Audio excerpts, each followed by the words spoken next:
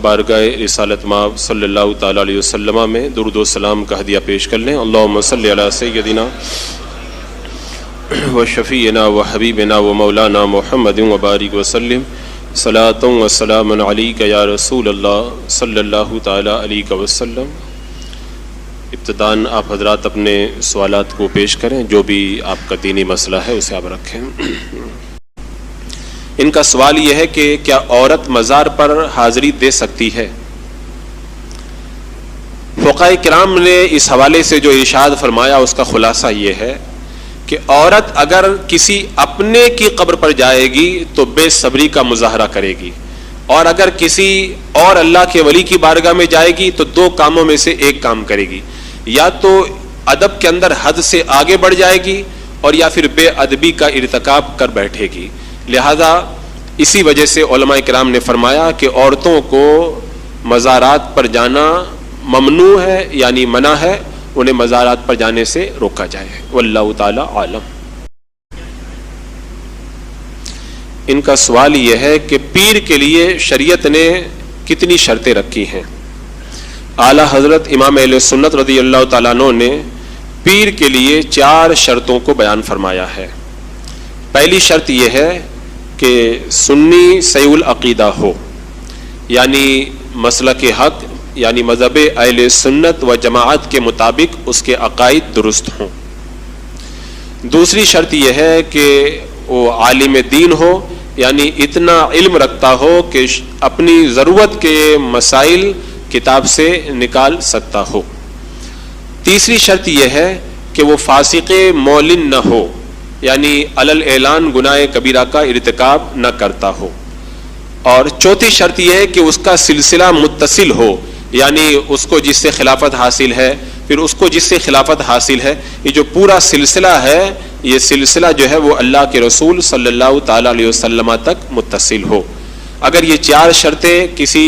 पीर के अंदर पाई जाती हैं तो ऐसे जामे शराइत पीर से मुरीद होना जायज़ है, वरना अगर कोई इन शराइत पर पूरा नहीं उतरता है तो ऐसे पीर से मुरीद होना जायज़ नहीं है। आपका सवाल यह है कि कब्रिस्तान में मुर्दे को दफन करने के बाद में जो उसे मिट्टी दी जाती है कब्र में, तो क्या उसके बाद में हाथों को धुलना ज़रूरी है? पाक मिट्टी अगर आपके हाथों पे लग गई तो आपके हाथ पाक हैं। लिहाजा अगर कोई मुर्दे को कब्र के अंदर मिट्टी देने के बाद में अपने हाथों को न धुले तो उसके अंदर कोई हरज नहीं है, हाथ झाड़ देना ही काफ़ी है। और अगर कोई धुल ले तब भी कोई हरज नहीं है, ये बंदा खुद मुख्तार है, उसकी अपनी मर्जी पे है, चाहे तो धुल ले चाहे तो न धुले, शरीयत की तरफ से उस पर कोई पाबंदी नहीं है। इनका सवाल यह है कि दरसी किताबें या नाज शरीफ की किताब या कोई और मजहबी किताब है, उसको बग़ैर वज़ू के हाथ लगा सकते हैं या नहीं? अगर नाते पाक की किताब या कोई भी मजहबी किताब है, उसमें कुरान मुक़द्दस की आयत करीमा जहाँ पर लिखी हुई है उस जगह पर तो बग़ैर वज़ू हाथ लगाना यह हराम है। अगर कुरान मुक़द्दस की कोई आयत करीमा नहीं लिखी हुई है या लिखी हुई है लेकिन उस जगह नहीं हाथ लगा रहे, किसी और जगह हाथ लगा रहे हैं, तो बग़ैर वज़ू उस दीनी किताब को हाथ लगाना जायज़ है। हाँ, अलबत्ता बेहतर यह है कि दीनी किताबों को जब पढ़ा जाए तो बावज़ू हाथ लगाया जाए, क्योंकि हो सकता है कि उसके अंदर कहीं कुरान की आयत करीमा आएगी और हमारी उंगली वगैरह उससे लग जाएगी और गुनाह का इर्तिकाब हो जाएगा। तो इसलिए वज़ू बना करके ही हाथ लगाना चाहिए, लेकिन अगर बग़ैर वज़ू हाथ लगाए कोई दीनी किताब को तो ऐसा करना जायज़ है। इनका सवाल यह है कि अगर किसी ने नमाज की हालत में पहली और दूसरी दोनों रकातों के अंदर सेम सूरा पढ़ दी, यानी जैसे पहली रकात में कुल वल्लाह शरीफ पढ़ी तो दूसरी रकात में भी वही सूरा दोबारा पढ़ दी, तो क्या हुक्म है? नमाज के अंदर अगर कोई दोनों रकातों के अंदर एक जैसी सूरा पढ़ दे, सेम सूरा पढ़ दे, तो नमाज के अंदर कोई हरज नहीं है, बग़ैर किसी कराहत के उसकी नमाज सही हो जाएगी। हाँ, ये अलग बात है कि उसे अगर ज़्यादा सूरतें याद है तो दोनों रकातों में अलग अलग सूरा पढ़ना ये बेहतर है, लेकिन अगर दोनों रकातों में एक ही जैसी सूरा पढ़ देगा तो नमाज बग़ैर किसी कराहत के सही और दुरुस्त है। आपका सवाल यह है कि अगर कोई काफिर اسلام لایا لیکن کسی دیوبندی یا وہابی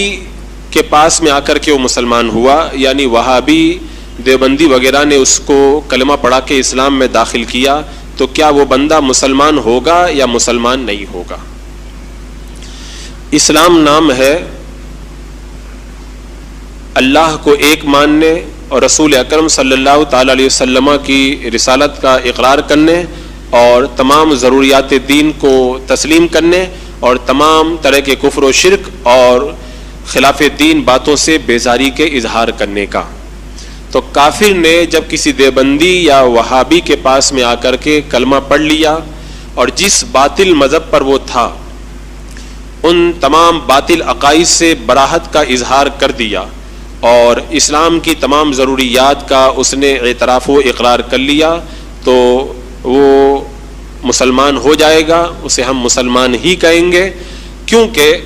اسے آنے والے کو یہ پتہ نہیں کہ یہ جس کے ہاتھوں پہ میں اسلام قبول کر رہا ہوں یہ کس عقیدے کا حامل ہے، وہ تو اپنے کفر سے توبہ کر کے اسلامی عقائد کا اعتراف کر رہا ہے، لہذا وہ مسلمان ہے۔ ہاں البتہ مسلمان ہونے کے بعد میں اگر اس دیوبندی یا وہابی نے اسے اپنے مذہب کے مطابق دینی باتیں جو اس کو کہتے ہیں وہ بتانا شروع کر دیا، جسے وہ دین کہتے ہیں اپنی سمجھ کے مطابق، اور اپنے کفریہ عقائد اس کو بتائے اور ان کفریہ عقائد کا اس سے اعتراف کرا لیا جو ان کی کتابوں کے اندر ہیں، اور اس کلمہ پڑھ کے مسلمان ہونے والے شخص نے اگر ان دیوبندیوں کی کفریہ باتوں کو جان کر کے ان کو مان لیا، تب پھر ایسی صورت میں وہ اسلام لانے کے بعد میں پھر دوبارہ جو ہے وہ اسلام سے پھر جائے گا۔ ان کا سوال یہ ہے کہ ہیوی ڈپوزٹ پر روم لینا کیسا ہے؟ پھر ان کا دوسرا سوال یہ ہے کہ اگر کوئی ہیوی ڈپوزٹ پر روم لیا اور اس کو بھاڑے پہ دے کر کے کما رہا ہے تو ایسا کرنا کیسا ہے؟ ہیوی ڈپوزٹ پر روم لینے کا مطلب یہ ہے کہ آپ کسی کو ایک بڑی رقم دے دیں اور اس کے روم کے اندر بغیر کسی بھاڑے کے رہیں، تو اس طریقے سے ہیوی ڈپوزٹ پر روم لینا جائز نہیں ہے۔ ناجائز ہونے کی وجہ یہ ہے کہ آپ نے مثال کے طور پر اس کو 5 لاکھ روپیہ دیا، تو یہ 5 لاکھ روپیہ قرض کے طور پر ہو گیا، اور آپ اس کے روم میں رہ کر کے اس کے روم سے فائدہ اٹھا رہے ہیں، تو گویا کہ آپ نے قرضہ دے کر کے اپنے قرضے سے فائدہ اٹھا رہے ہیں آپ، اور قرض دے کر کے اس سے فائدہ اٹھانا یہ سود اور ناجائز ہے۔ اگر کوئی ہیوی ڈپوزٹ پر روم لینا چاہتا ہے تو اس کی جائز صورت یہی ہے کہ بڑی رقم اس کو دے دے اور کم بھاڑے کے اندر روم لے لے، یعنی اگر 5,000 بھاڑا لگتا تھا تو 500 روپے بھاڑے میں روم لے لے، تو یہ صورت جو ہے وہ جائز ہے۔ ان کا جو دوسرا سوال تھا کہ ہیوی ڈپوزٹ پر روم لے کر کے اسے کسی اور کو بھاڑے پر دینا جائز ہے یا نہیں، تو اس کا جواب یہ ہے کہ کرائے کی چیز کو اگر آپ کرائے پر دے رہے ہیں تو اتنا ہی کرایہ لے سکتے ہیں جتنے کرائے میں آپ نے اس چیز کو لیا ہے۔ جیسے مثال کے طور پر آپ نے روم اگر 1,000 روپے بھاڑے پہ لیا ہے تو آپ کسی اور کو اگر بھاڑے پہ دیں گے تو 1,000 روپیہ ہی لے سکتے ہیں، اس سے زیادہ نہیں لے سکتے۔ اگر کوئی چاہتا ہے کہ میں جتنے روپے کے اندر روم بھاڑے پہ لیا ہوں اس سے زیادہ سامنے والے سے لوں تو اس کی جائز صورت کیا ہوگی؟ تو اس کے جائز ہونے کا طریقہ یہی ہے کہ جس روم کو اس نے بھاڑے پہ لیا ہے اس میں اپنا بھی کچھ سامان رکھ دے۔ جیسے مثال کے طور پر ایک روم اس نے بھاڑے پہ لیا 1,000 روپے میں، اور وہ چاہتا ہے کہ 5,000 روپے بھاڑے پہ دے، تو اس میں اپنا فریج لا کے رکھ دے یا کچھ اور سامان وغیرہ لا کے رکھ دے اور پھر اس کو 5,000 بھاڑے پہ دے دے، تو اس طریقے سے وہ 1,000 روپیہ جو ہے روم کا بھاڑا ہو جائے گا اور باقی جو بھاڑا اس کو زیادہ مل رہا ہے وہ اس کے سامان کا بھاڑا ہو جائے گا۔ اس طریقے سے اگر کوئی زیادہ بھاڑے پہ دیتا ہے تو ایسا کرنا جائز ہے، واللہ تعالی اعلم۔ آپ کا سوال یہ ہے کہ اگر کوئی غیر مسلم روزہ رکھ لے تو کیا اس کا روزہ ہوگا یا نہیں ہوگا؟ روزہ ایک عبادت ہے اور کوئی بھی عبادت اسلام لانے کے بعد میں معتبر ہوا کرتی ہے۔ جب وہ غیر مسلم ہے تو کسی عبادت کا وہ اہل ہے ہی نہیں، لہذا اگر وہ روزہ رکھتا ہے تو اس کو ہم روزہ نہیں کہیں گے، خالی بھوکا اور پیاسا رہنا اس کو کہا جائے گا، اسے نہ روزہ کہیں گے اور نہ اس کو روزے کا ثواب ملے گا۔ آپ کا سوال یہ ہے کہ مرد کے لیے کون سی انگوٹھی پہننا جائز ہے اور نماز کی حالت میں کون سی انگوٹھی پہن کر کے نماز پڑھیں تو نماز میں کوئی حرج نہیں ہے، اور کون سی انگوٹھی پہن کر کے نماز پڑھنے سے نماز میں خرابی پیدا ہوتی ہے۔ مرد کے لیے چاندی کے علاوہ کسی اور دھات یا سونے کی انگوٹھی پہننا جائز نہیں ہے۔ پھر مرد کے لیے جو چاندی کی انگوٹھی پہننا جائز ہے اس میں بھی شریعت نے ایک مقدار رکھی ہے، 4.5 ماشا سے کم اس کا وزن ہونا چاہیے۔ آج اگر گرام کے اعتبار سے اگر بات کریں تو گرام کے اعتبار سے 4 گرام 375 ملی گرام یہ اس کا وزن بنتا ہے۔ لہذا اگر کوئی مرد چاندی کی انگوٹھی پہنے تو 4 گرام سے کچھ زیادہ بنوا لے، 4 گرام 375 ملی گرام یا اس سے زیادہ کی انگوٹھی نہ بنائے، اس سے کم ہی کی انگوٹھی بنائے۔ یہ جو مقدار شریعت نے بیان فرمائی ہے، اتنی مقدار کی انگوٹھی جو ایک نگینے والی ہو وہ مرد کے لیے پہننا جائز ہے۔ اگر کوئی شخص اس طرح کی انگوٹھی پہن کر کے نماز ادا کرتا ہے تو اس کی نماز بھی بالکل صحیح ہے، لیکن اگر کسی نے سونے کی انگوٹھی